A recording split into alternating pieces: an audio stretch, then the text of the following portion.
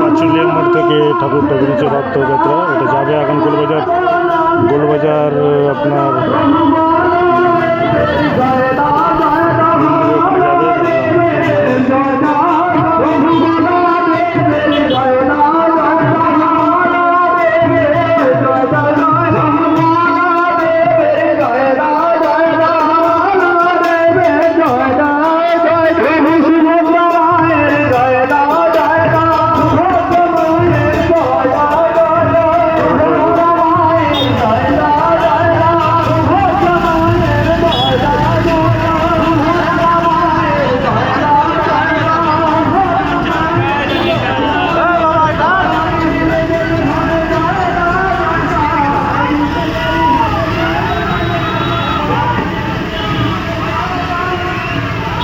যাবে কোথায় জানিস তো?